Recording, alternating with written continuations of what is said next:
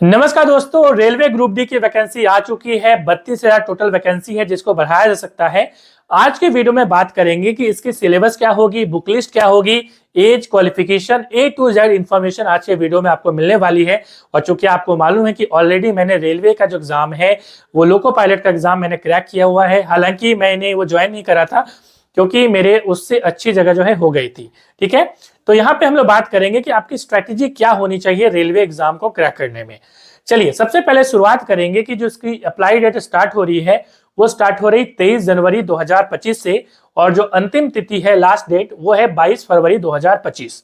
ठीक है, और उसके बाद हम बात करेंगे कि इसकी एज क्या है। तो 18 मैक्स जो है मिनिमम है और 36 मैक्सिमम है। और इसमें आपको क्या है, 1 जुलाई 2025 इस तारीख को आपको कैलकुलेट करना है कि आपका एज जो है 18 से 36 के बीच हो रहा है या नहीं हो रहा है। यदि आप SC ST OBC से बिलोंग करते हैं तो आपकी OBC में 3 साल की छूट और SC ST में 5 साल की छूट है। अब देखिए, हाँ, यहाँ पे हम लोग बात करेंगे अब कि इसमें जो क्वालिफिकेशन है वो क्या होना चाहिए। मैं आपको पोस्ट दिखाऊंगा अभी क्या है। तो आपको मालूम है कि इसमें 10th या ITI, ठीक है, ये होता है बेसिकली। मगर इस बार जो है क्या चीजें बताई गई हैं, कौन कौन सा पोस्ट में 10th हो सकता है और इसमें ITI कंपलसरी होगी, उस पर हम अभी चर्चा करने वाले हैं। ठीक है, अब देखिए, आपको इंपॉर्टेंट चीज और एक चीज जाननी जरूरी है कि ये जो आप रेलवेज देख रहे हैं अलग अलग, आप यहाँ पे देख पा रहे हैं कि नहीं, मैं आपको थोड़ा बड़ा करके इसको दिखा दूं।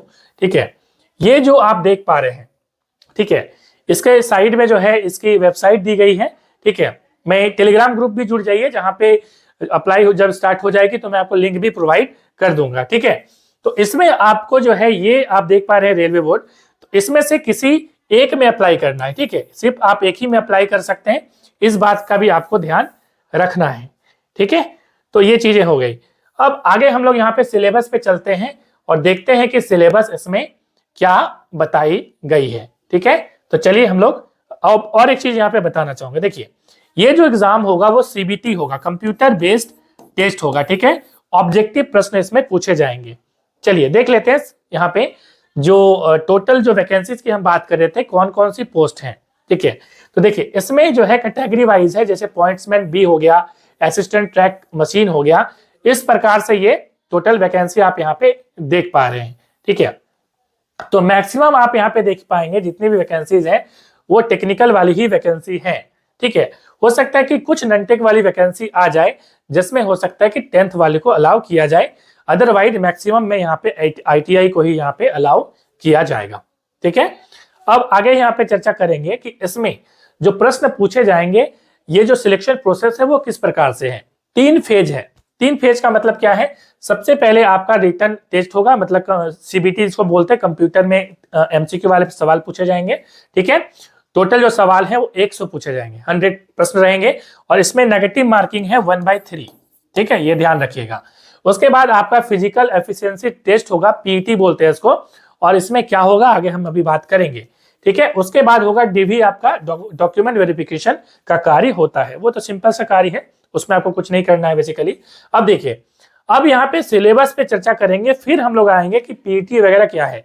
तो सबसे पहले CBT देख लेते हैं, CBT में क्या सवाल यहाँ पे पूछे जाएंगे।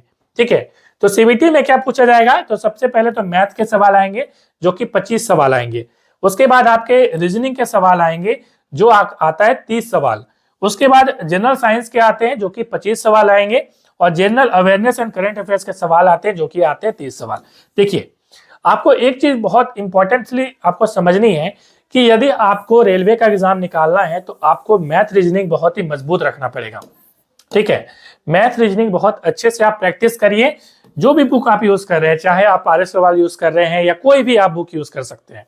ठीक है, जो आपको अच्छा लगे उसको आप ज्यादा से ज्यादा प्रैक्टिस करिए और जो प्रीवियस ईयर प्रश्न है वो बनाइए, that is very very important.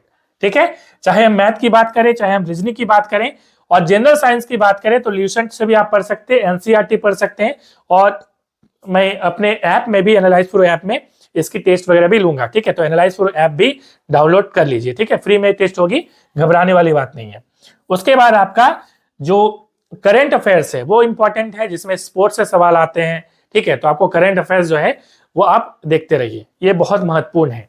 चलिए आगे चर्चा करेंगे कि यहाँ पे जैसा कि हमने बोला कि मैथ के सवाल पूछे जाएंगे, तो मैथ में ये सारा सिलेबस है। ये तो कॉमन सिलेबस है, आपने पढ़ाई होगा, टाइम एंड वर्क होगा, प्रॉफिट लॉस होगा, है ना, इंटरेस्ट कंपाउंड इंटरेस्ट होगा, ये सारे तो आपको समझ में आते ही हैं। रीजनिंग की बात करें तो ये सारे टॉपिक्स आपको पढ़ने हैं, ये भी आपने जो है पढ़ा ही होगा, है ना, या नहीं पढ़ा है तो बुक लेके आप स्टार्ट हो जाइए। अब देखिए यहाँ पे पीटी जो होगा उसमें क्या होगा, बेसिकली जो रिटन टेस्ट होगा उसके बाद ये फिजिकल वाला टेस्ट होता है जिसमें आपकी शारीरिक क्षमता को देखा जाता है, क्योंकि ग्रुप डी का जॉब जो है वो काफी टफ जॉब होता है, ये भी आपको ध्यान में रखना है, ठीक है। अब देखिए मेल वाले जो कैंडिडेट हैं इसमें क्या करना है आपको, इसमें आपको दो चीजें करनी है, एक तो दौड़ भी लगाना है और दूसरा आपको वजन उठा के दौड़ लगाना है, ठीक है, क्योंकि आपको ये टेस्ट इसलिए करवाई जाती है क्योंकि आपको वजन लेके एक्चुअल में रेलवे में जब आप जॉब करेंगे, ठीक है, तो उसमें आपको ये चीजें करनी पड़ती है, लेके जाना पड़ता है, ठीक है। अब देखिए इसमें आपको क्या करना है, एक ऑप्शन आपके पास, ये ऑप्शन मतलब नहीं, दो चीजें आपको करनी है, दोनों पास करना है। एक चीज देखिए मेल के लिए क्या है, पुरुष के लिए अलग है, महिला के लिए अलग है। पुरुष के लिए क्या करना है कि 4 मिनट 15 सेकंड में, ठीक है, वो आपको क्या करना, 1 किलोमीटर की दौड़ लगानी पड़ेगी, ठीक है, एक बार में। उसके बाद साथ ही साथ आपको क्या करना है, 35 किलो का वेट आपको उठा के ले जाना है आपका 100 मीटर तक 2 मिनट में, ठीक है। उसके बाद ये तो पुरुष के लिए हो गया। महिला के लिए क्या है, महिला के लिए क्या करना है कि 1 किलोमीटर की दौड़ 5 मिनट 40 सेकंड में लगानी है एक बार में, और आपको 20 किलो वेट आपको उठा के ले जाना है जो कि 100 मीटर लेके जाना होगा 2 मिनट में, ठीक है। तो ये आपको यहाँ पे क्वालिफाई करना पड़ेगा, ठीक है। इतना यहाँ तक हमने चर्चा कर लिया है।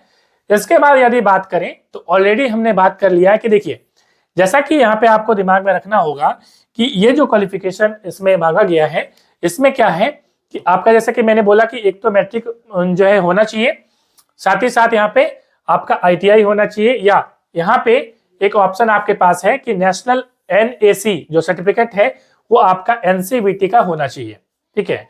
और जब डिटेल नोटिफिकेशन आएगी तो फिर मैं अपने टेलीग्राम ग्रुप में डाल दूंगा और फिर से एक वीडियो इसकी बना दूंगा, ठीक है, क्योंकि अभी डिटेल नोटिफिकेशन आई नहीं है। तो मिलते हैं नेक्स्ट वीडियो में। Thanks for watching.